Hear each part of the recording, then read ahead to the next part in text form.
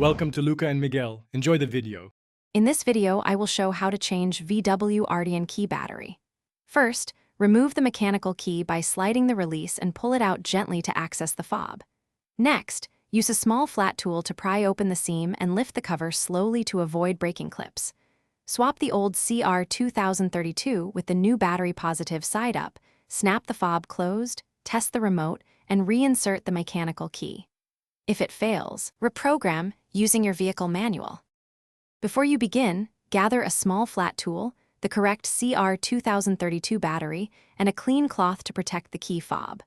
Work on a flat surface with good lighting and keep small parts in a tray to avoid losing them. Always handle the battery by the edges and avoid touching either side to preserve lifespan.